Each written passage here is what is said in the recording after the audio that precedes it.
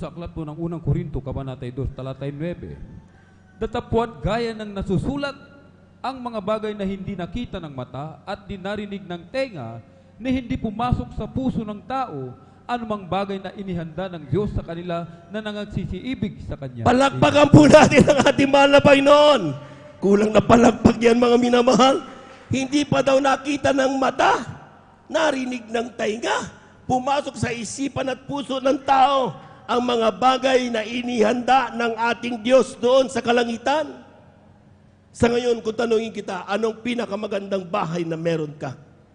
Na narinig mo at nabasa sa telenovela, nakita mo sa libro, at kung ano sa mo na pumasok sa isip mo. Palasyo? White House? Amen? Mga sci-fi na mga buildings? Amen? Kung yun ang sabihin mo, mga minamahal, pumasok na yan sa isip mo. Ang sabi ng talata, yung inihanda ng Diyos, hindi pa pumasok sa isip ng tao. Palakpakan po natin ang ating mahal na Panginoon. Mas lalong napakalayo, maganda yun. Tapos ipagpapalit mo lang, kapatid. Amen. Amen. Ibig sabihin, mga minamahal, yaong mga bagay na ating pong pinakananasa, limitado yan. Base lang yan sa ating pong nakita ng mata, nabasa o narinig natin, mga minamahal. Pero pagkatandaan po natin ang talatang ito, 1 Corinthians chapter 2, verse 9. Ang ipinangako ng Diyos sa mga taong nagmamahal sa Kanya, hindi pa pumasok kailanman sa isip, sa puso, narinig man tayo nga, hindi nakita ng mata. Sapagkat ang sinasabing mansyon natin sa kalangitan, no one can ever imagine. Dahil yun ay talagang galing mismo sa ating mahal na Panginoon. Pumalagpag po tayo ng mahal na sa malakas mga minamahal. Everybody shout, praise the Lord. Everybody shout, praise the Lord. Maraming tao nagkakamali dahil sa mga pagpapalang natatanggap, nakikita nila, this is the foundation of my salvation. Napopokus tayo sa mga material na bagay na mayroon tayo, mga minamahal. Nakakalimutan na natin ang totoong source kung bakit tayo, mga minamahal, ay pinagpapala ng Diyos. Tanungin ko kayo, lahat na nakakakilala ang patungkol kay Samson and Delilah, pumalakpak ng malakas sa ating mahal na Panginoon. O, alam natin yan, mga minamahal, di ba? Saan nanggagaling ang lakas ni Samson? Lahat na magsasabing siya nanggaling sa kanyang buhok na mahaba, pumalakpak ng malakas sa ating mahal na Panginoon. O, tingnan natin. Judges, kindly. From the book of Judges, chapter 16, verses 4 to 5, italon sa 15, italon sa 17, and then italon sa 19 up to 20. Kindly. Sige lang, diretsyon nyo lang. I will guide. Judges, chapter 16, verses 4 to 5.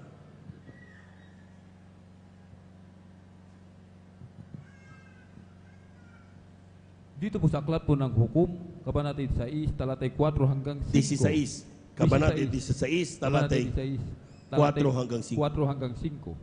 At nangyari, pagkatapos na siya'y suminta sa isang babae sa libis ng Surek, na ang pangalay Delilah, at inahon ng mga pangulo ng mga Pilisteo ang babae at sinabi sa kanya, dayain mo siya, at tingnan mo kung saan naroon ang kanyang dakilang kalakasan.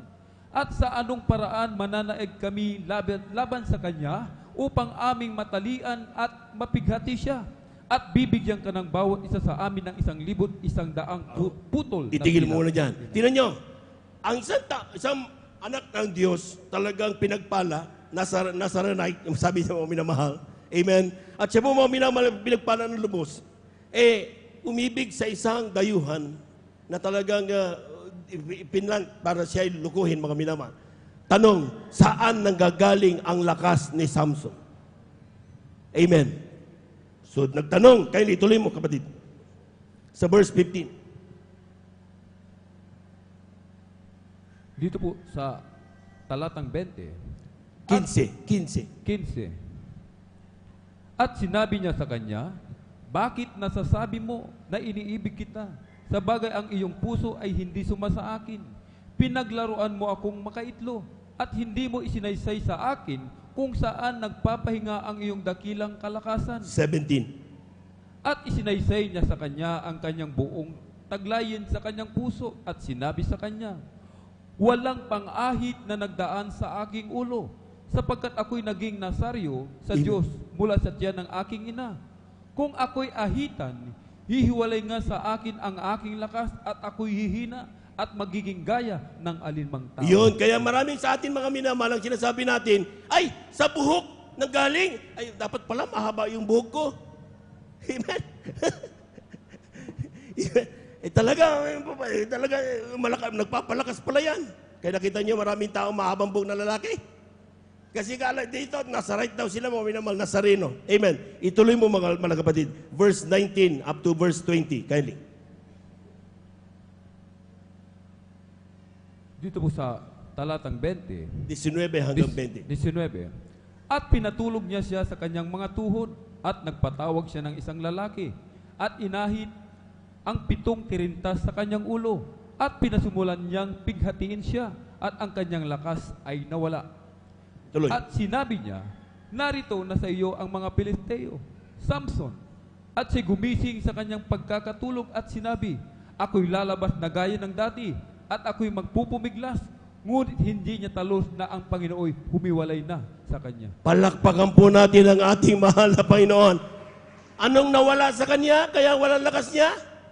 Ang sabi ng talata, and he wished not that the Lord was departed from him. Hindi yung buhok, kundi ang Diyos ang nagpapalakas kay Samson. Palakpakan po natin ang ating mahal na Panginoon. Hindi ang kotse mo, hindi yung bahay mong malaki, ang ikaw ay pinagpala, kundi ang Diyos na nagpala sa iyo.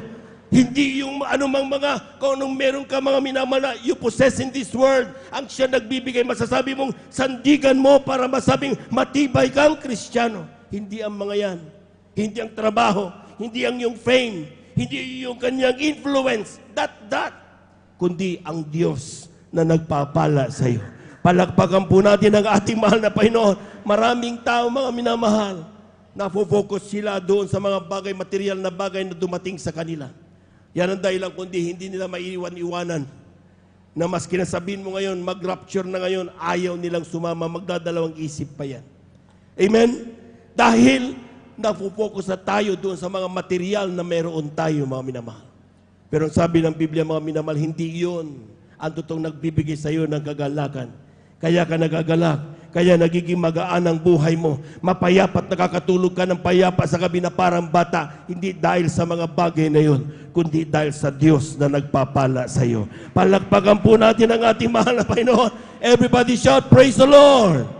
Saan kinuha ni David ang kanyang lakas? Para siya, mga minamahal, kapag kinukuha ng mga lobo at mga oso ang kanyang mga tupang inaalagaan, hinahabol niya ito ng mabilis. At pag nahabol niya, pinapangahan niya yung lobo, mga minamahal, at nung oso. At sila natatalo niya.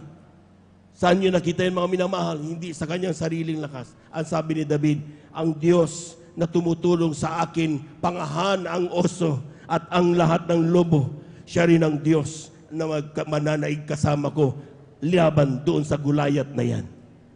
Diyos ang ating sikreto. Huwag na huwag kang tumingin sa iba. Ano mang in-enjoy mo ngayon, you're enjoying that because God prospered you. God bless you. Binigyan ka ng pagpapala ng Diyos. Ang masama, kapag nandyan pa rin ang anumang mga tinatangkiling mo pero nawala na sa iyo ang Diyos. Si Samson, amen, hindi niya namamalayan, nawala na pala ang presensya ng Diyos sa kanyang buhay. Akala niya kasama pa rin niya. Maraming Kristiyano ganyan. Akala natin kasama pa natin ang Diyos. Hindi natin namamalayan, wala na pala ang presensya ng mahal na Panginoon. Kanina, kumilos ang banal na presensya. Kumusta ang ating paglilingkod? Nagpuri tayo, mga minamahal. Kumusta ang iyong pagpupuri? Gumanap tayo ng buong araw na ito, nandito ka. Paano ginawa mong paglilingkod sa Diyos? Naipabot mo ba ang pagpapasalamat sa Kanya? O nasa isip mo pa rin, matagal si Brother Joben. Yung baka ko, yung anak ko nandoon, baka yung bahay ko, may pinagagawa kasi ako may business na maghintay sa akin mamaya Wala tayo sa presensya ng Diyos. Kaya mas kinanong gawin, nakikita mo kaliwat kanan, nararamdaman ang banal na presensya ng Diyos, para ka lang tuod na nakatungangang ganun. Bakit? nawala na sa iyo ang presensya ng mahal na Panginoon. Kapag nangyari yun, kapatid, mawawala anumang bagay na pinanananganan mong kalakasan. Mawawala anumang bagay na pinananganan mong pundasyon ng iyong kalakasan at kung sino ka ngayon. Dahil ang totoong nagbibigay ng kalakasan, pundasyon na yan, walang iba, kundi ang ating mahal na Panginoon.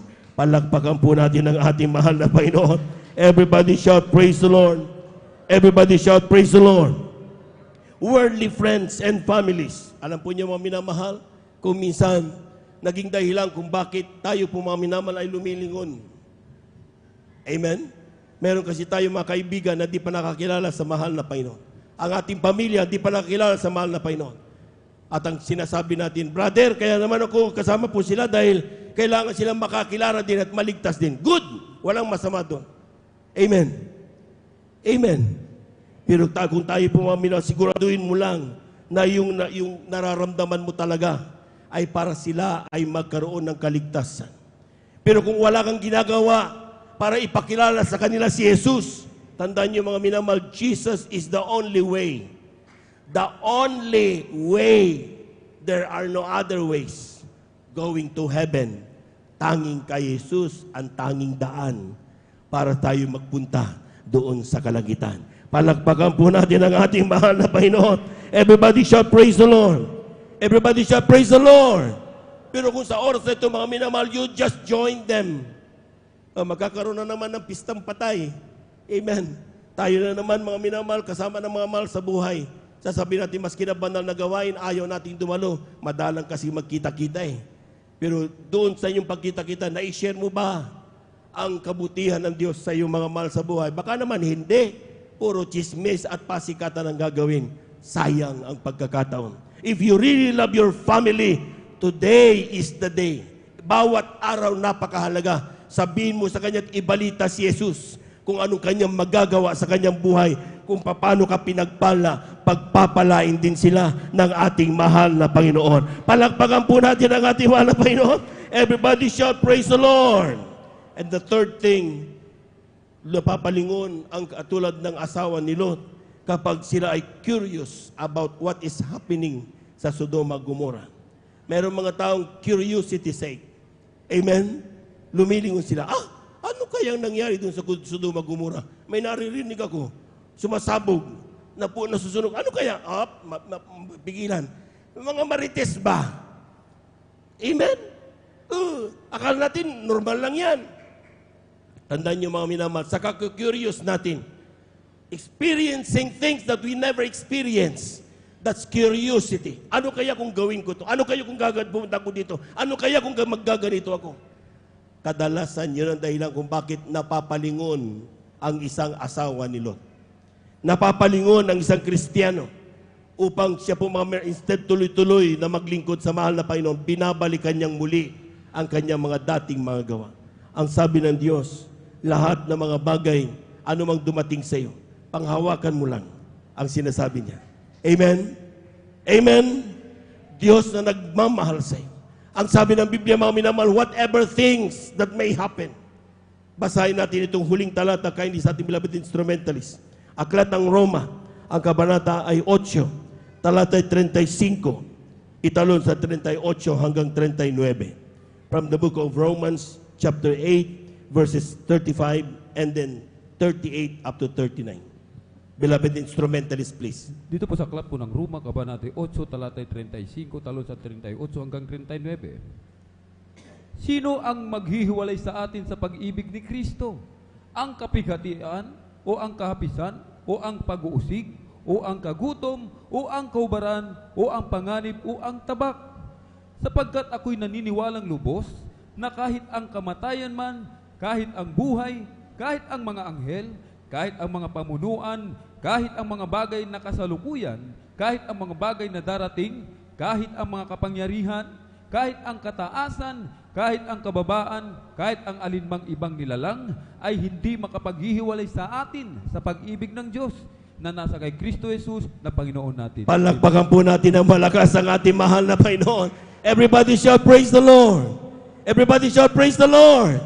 Brother, hindi mo naintindihan ang aking pinanggagalingan. Amen? Hindi mo naiintindihan ang aking pinagdadaanan, yung aking mga experiences sa buhay. Nasaktan ka ako, alam mo ba yun? Naghirap ako, alam mo ba yun? Amen? Pero ang sabi ng Biblia, mga minamahal, who shall separate us from the love of Christ? Shall tribulation or distress? Kahirapan ba yan? Ating basahin sa Tagalog, mga minamahal. Ang sabi niyan, sa kahirapan ba yan? Persecution, famine, or nakedness. Even yung mga bagay, mga minamahal na ikaw, akala mo hirap ka na. Yan ba ang makakapaghiwalay sa iyo sa pagkatawagan mo sa mahal na Panginoon? Sabi niyan, peril or sword, even kamatayan.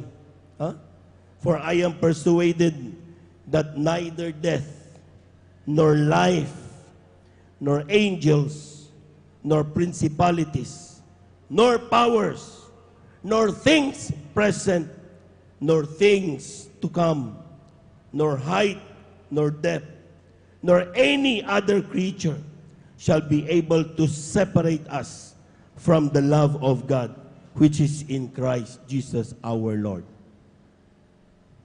Nasaan ang iyong ipinagmamalaking rason, kapatid? Dahilan kung bakit mo iniwanan ng katawagan, meron ka. Bakit mo iniwanan ang pagiging Kristiyano?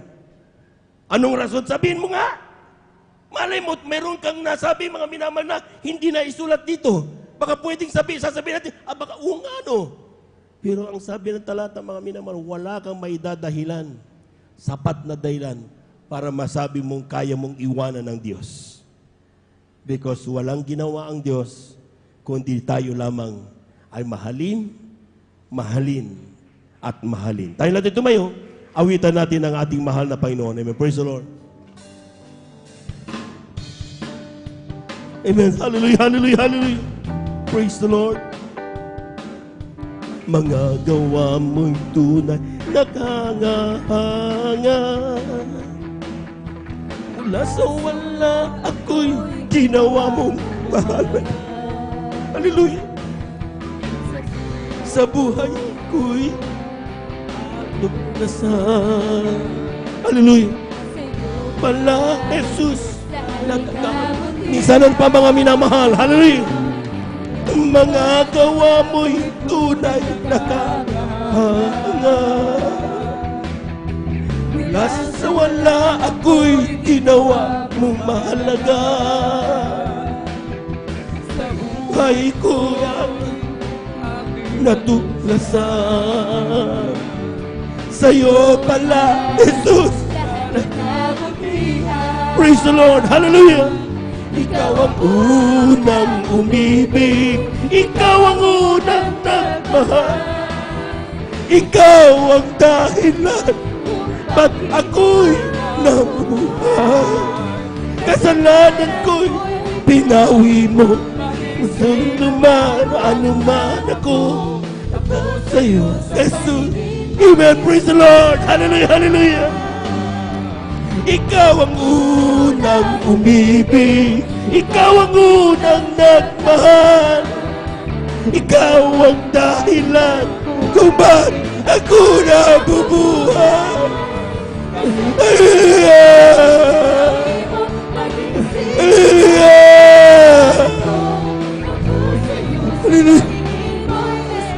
Minsan ano pa ba minamahal? Mga gawa mo tunay nakahanggang. Purihin ka, O Diyos. Hallelujah. Wala ako'y ginawa mahalaga. Buhay ko'y natuklasan. Sa'yo pala, Jesus. Praise the Lord. Ikaw ang unang umibig, ikaw ang unang nagmahal. Praise the Lord. Praise the Lord. Praise the Lord.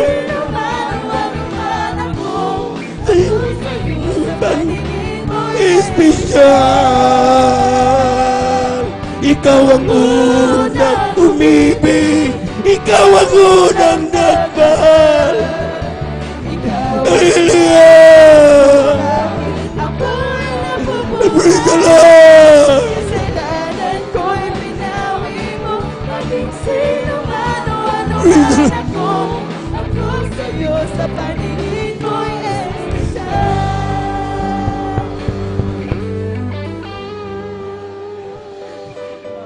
daming Kristiyano, nakakalimutan nila tayo unang inibig ng Diyos. Iniwanan nilang Diyos.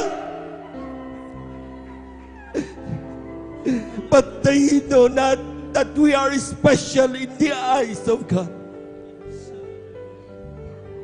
Kung kailangan lang niya na magpupuri, napakarami niyang anghel, pero hinahanap ang pagpupuri mo sa Kanya. Kung kailangan niya ang pera, napakarami niyang kayamanan, pero hinihanap ang katapatang meron ka. Pero iniiwanan mo pa rin ang Diyos na nagmamahal sa'yo. Sa anong dahilan? Hindi ko alam kung anong dahilan. Pero totoo nagmamahal sa iyo ang Diyos. Sabi nga ng awit, ikaw ang unang umibig. Ikaw ang unang nagmahal. Ikaw ang dahilan kung bakit ako Hallelujah! kasalanan ko'y binawi. Praise the Lord! Ano man ako sa'yo. Hallelujah! Hallelujah! Hallelujah! Hallelujah! Praise the Lord! Ikaw ang unang umibig. Ikaw ang unang nagmahal. Ikaw ang dahilan kung bakit ako Ako'y nabubuhay. kasalanan. Hallelujah! Sino man o Praise the Lord! ano sa'yo. Minsan ano pa mga minamahal? Hallelujah! Hallelujah! Hallelujah! Hallelujah! Ikaw ang unang umibig. Ikaw ang unang nagmahal. Hallelujah! Hallelujah! Kasalanan ko'y binawi mo. Hallelujah! Man ako sa'yo sa paligid ko'y espesyal. Hallelujah!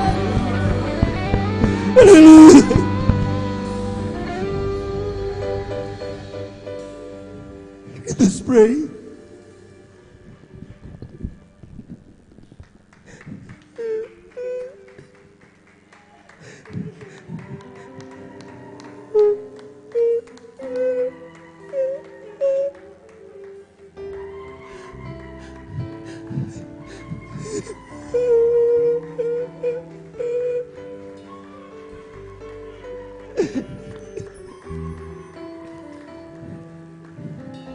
Grabe magmahal ang Diyos.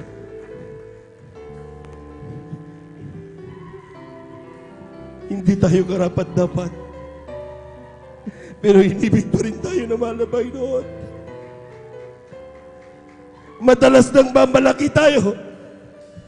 Pero naghihintay pa rin ang Diyos para tayo manumbalik.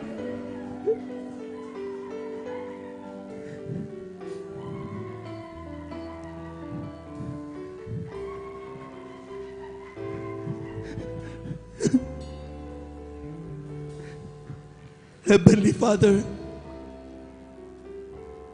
walang bagay na nalilingid sa iyo. Talastas mo ang aming mga puso't isipan. Ayon sa iyong salita, walang bagay na makapaghihiwalay sa amin sa iyo. Pero madalas namin nakakalimutan ito.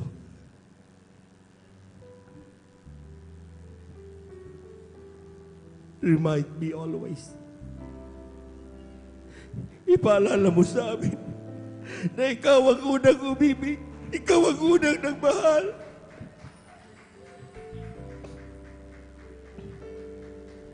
Huwag mo kaming pababayaan. Huwag mo kaming itulot makalingon sa aming pinanggalingang mga dako.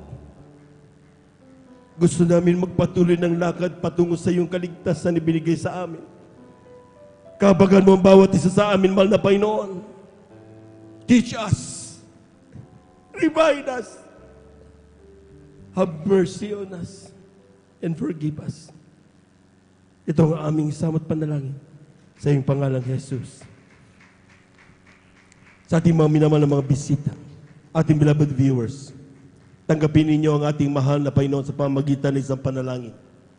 4 ang reglamento ng kaligtasan. Unang-una, manampalataya ka sa isang Diyos. Walang iba kundi ang ating mahal na Panginoong Jesus. Siya lang ang kaisa-isang Diyos. Siya ang tanging daan. Siya ang katotohanan. At ang pangalawa ay pagsisisi. Kinakailangan magsisi ka.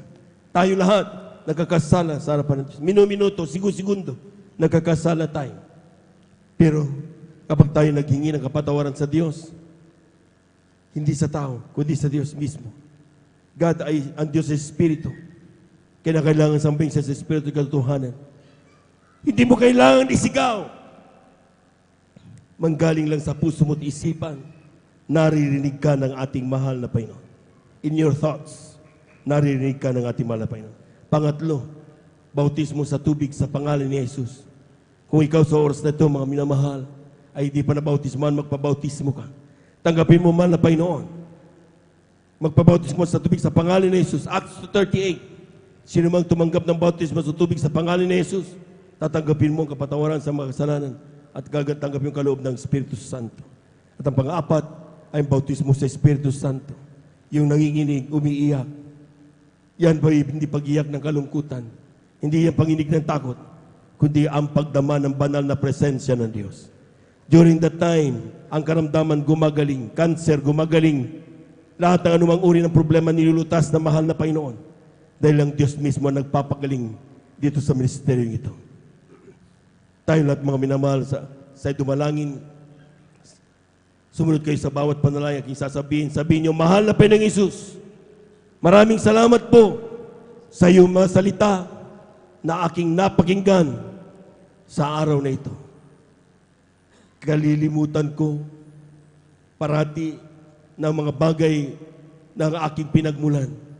Madalas kong magawa yan. Ngunit ayon sa iyong salita, aalalahanin namin ang ginawa ng asawa ni Lot.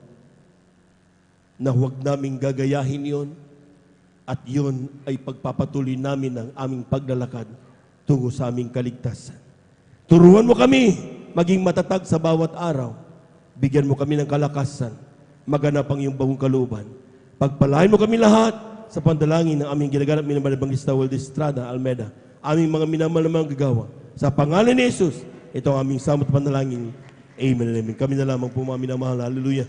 Hallelujah, hallelujah. Dakilang Diyos ang banal sa iyong pangalan na pinakamamanapis na ito yung mga anak tumanggap sa iyo, mahal na Panginoon. Ano man dahilan ka ng paglapit sa iyo. Mga sanhi at anumang kaparaanan, mahal na Panginoon, alam namin, kaya mo silang abutin. Walang bagay na mahirap sa iyo. Walang distansya makahadlang sa iyong pagpapala sa iyong mga anak. So sa ito, mahal na Panginoon, dalangin namin sa pandalangin na aming ginagamit, minamahal Evangelista Waldo Estrada Almeida, ay mga minamahal na mga gagawa, patawarin mo sila sa kanilang nagawang pagkasala. Gawin mo silang tuwing na Kristiyano sa isip sa lahat ng katotohanan. Isulat ang kanilang pangalan sa aklat ng buhay. Diyan sa kalakitan. Sampu na kanilang mamasumay. Sa pangalan ni Jesus, ito ang aming samot panalangin. Amen and amen. Praise the Lord. Hallelujah. Tuloy-tuloy na po tayo mga minamahal sa ating mga personal na pangailangan. Tayong lahat ay dumalangin sa Diyos. Kung tayo po may mga karamdaman, kaliwang kamay sa parte ng ating karamdaman, kanang kamay sa ating mga ulo. Kung tayo po may mga problema, dalawang kamay itaas. Kung tayo po may mahal sa buhay, nais nating ilapit sa mahal na Panginoon, dalawang kamay. Itaas natin mga minamahal. Huwag tayong mag-alinlangan. Walang bagay na mahirap sa mahal na Panginoon. Hallelujah, hallelujah, hallelujah, hallelujah, hallelujah. Hallelujah. Dakilang Diyos ang banal sa iyong pangalan, pinakamamanapin sa iyong salita. Kapag aming maramdaman sa Santong Espiritu, kami makapangyarihan palaya sila at nagawa ng kaaway. Sa oras ito, sa pandalangin na aming gagamit ng Evangelista Waldo Estrada Almeida, aming mga minamahal na mga gagawa, sama-sama naming sinasaway lahat ng demonyo na mga karamdaman. TB, diabetes, cancer, leukemia, sipon, ubo, high blood, stroke. We come to cast out, cast out, cast out, cast out in Jesus' name. Lahat ng uri ng karamdaman, cast out, be healed in Jesus' name. Pagkababagi sa iglesia, panlupaypay, panlalamig, I come to cast out in the mighty name of Jesus. We bind the power of darkness in the mighty name of Jesus. Cast out, be healed in Jesus' mighty name. Amen and amen. Amen and amen. Praise the Lord. Palakpakan po natin ang malakas ng ating mahal na Panginoon. Tayong lahat tumayo mga minamahal. At the top of our voices, let us shout 3 times, hallelujah, praise the Lord. Amen. Huwag magbibiro. Ang kinin natin na yung ating madinalangin, ating natanggap na. Amen. Praise the Lord. Lahat po muna ng pinagpala, pumalakpak ng malakas. 3 times. Hallelujah. Praise the Lord. Hallelujah. Praise the Lord. Hallelujah. Praise the Lord. Hallelujah. Praise the Lord. Thank you so much, Jesus. Thank you so much, Jesus God. Amen. Amen. Praise the Lord. Kaya po natatapos mga minamahal ang ating pong pagkanasalita ng Diyos. To God be the glory. At ito ako sa ating pong mga pagkandak ng ating Holy Supper. Narito ang ating beloved elder, Brother Alvin. Praise the Lord.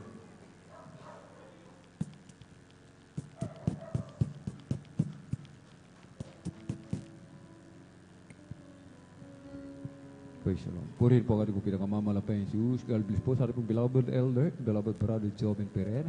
At habang ipinamamahagi po, mga minamahal, amen, ang katas, amen, ang ubas at ang tinapay sa lahat, ating pong awitan, ating pong pinakamamahal na Jesus. Ang puso ko sa kasalanan nagawa laban sa'yo.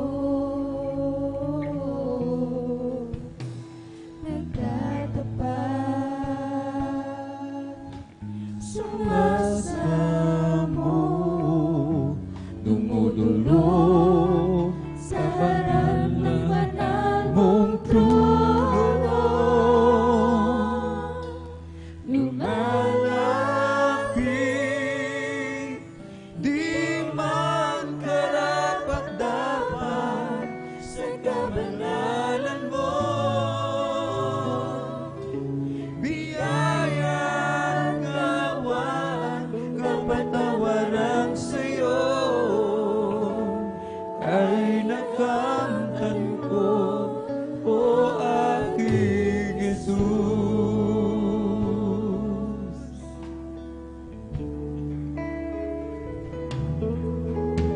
Pagpapalin mo ako, Panginoon, Sa kasalanan ako kailangan ko. Tulungan mo ako, Jesus. Sa kasalanan ako'y hanguin mo.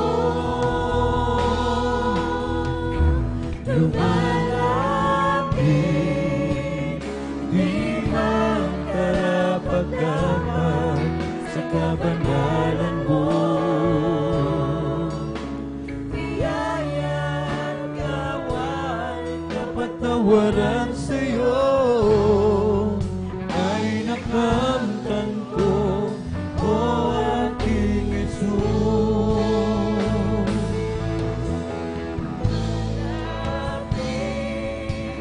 Hindi man karapat-dapat sa kabanalan mo.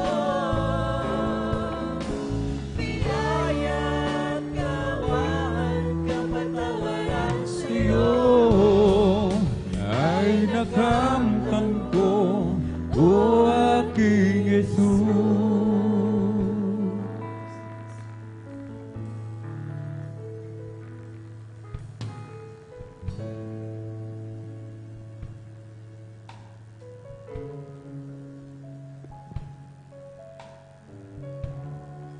Ngayon'y kailangan ko.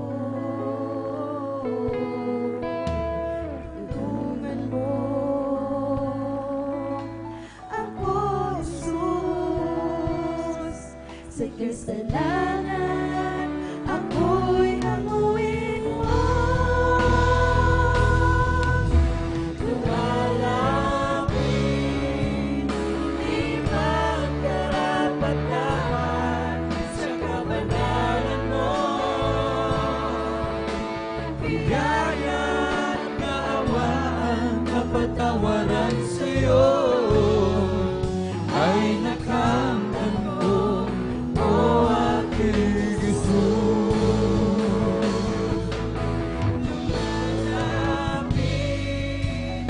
Di man karapat-dapat sa kabanalan mo.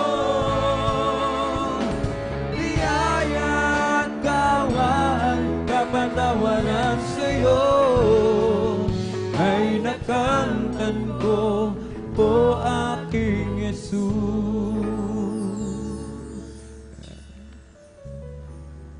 Aking Jesus. Purihin po ang ating pong pinakamamahal na Panginoong Jesus, amen.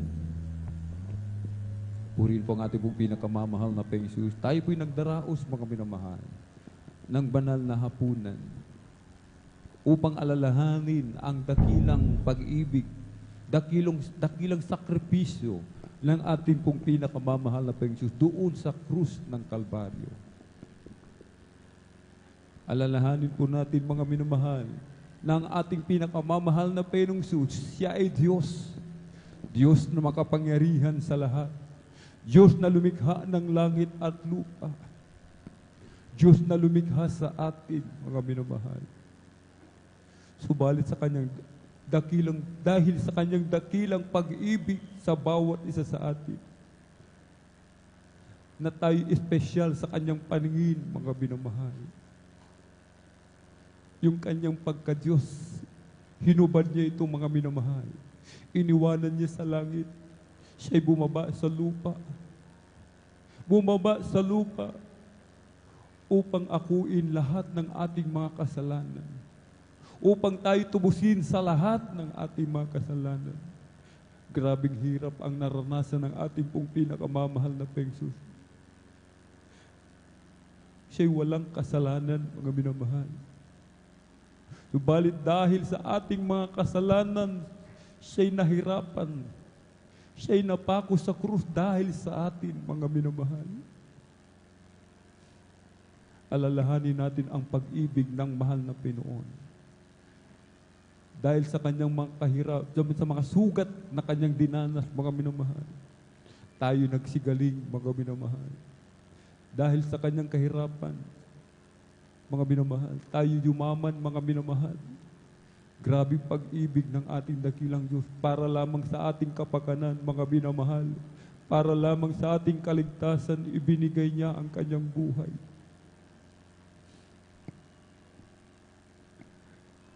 At sabi ng banal na kasulatan, mga minamahal, dito po sa aklat ng unang Korinto, sa kabanata ay 11, talatay 28, datapwat siya sa atin ng tao ang kanyang sarili at saka kumain ng tinapay at uminom sa saro.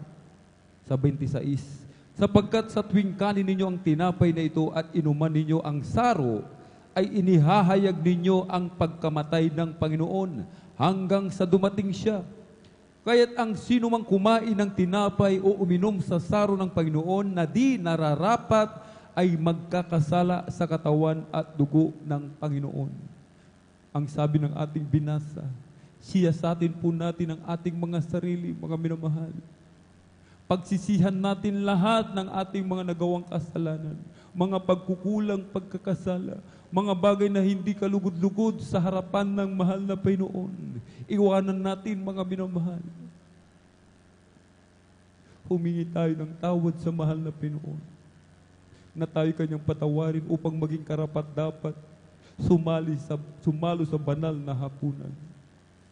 Sa ating pong mga minamahal, mga bisita, kung hindi pa tayo nakapagdesisyon,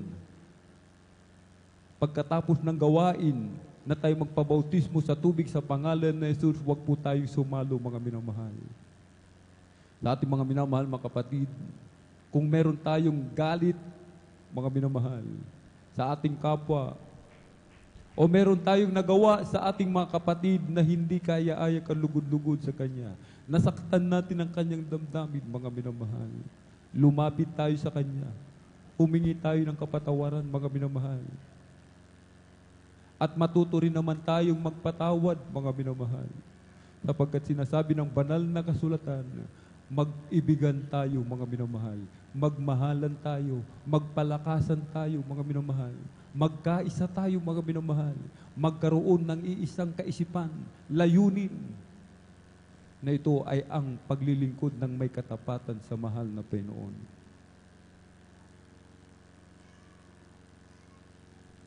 At bago po tayo magpatuloy, mga minamahal, hallelujah, tayo po'y sama-samang manalangin, dumulog sa trono ng biyaya sa kalangitan. Hallelujah, hallelujah, hallelujah.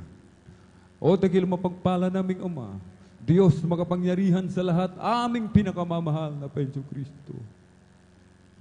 Kami po'y sama-samang dumudulog sa trono ng biyaya dyan sa kalangitan, mahal na Panginoon. Kami humihingi ng kapatawaran sa lahat ng aming mga pagkukulang pagkakasala. Saan man kami nasumpungan, mahal na Panginoon, sa mga oras, di po namin nababante ng aming mga sarili. Mahabag ka po sa bawat isa sa amin, lalo na po sa iyong abang lingkod. Kami yung patawarin, hugasan, linisin ng iyong banal na dugo umangos sa krus ng Kalbaryo. Gawin mo po kaming karapat dapat sumalo sa banal na hapunan, malapit noon. Sa pangkalatang dalangin ng aming pong dearly and beloved Honorable Evangelist Pastor Valde Estrada Almeda. In Jesus' mighty name we pray. Amen and amen. At dito po muli mga minamasaklat po ng unang Korinto, Kabanata 11, sa talatay 23 hanggang 24. Sapagkat tinanggap ko sa Panginoon ang ibinibigay ko naman sa inyo, na ang Panginoong Hesus ng gabing siya'y ipagkanulo ay dumampot ng tinapay. At nang siya'y makapagpasalamat ay kanyang pinagputol-putol at sinabi, ito'y aking katawan na pinagputol-putol dahil sa inyo. Gawin ninyo ito sa pag-aalaala sa akin. Kanin po natin ang sabay mga minamahal ang tinapay. Hallelujah. Hawakan natin ang saro, ang katas ng ugas, mga minamahal. At sa talatang 25, at gayon din naman, hinawakan ang saro pagkatapos na makahapon na sinasabi, ang sarong ito'y siya'y bagong tipan sa aking dugo. Gawin ninyo ito sa tuwing kayo'y magsisiinom sa pag-aalaala sa akin.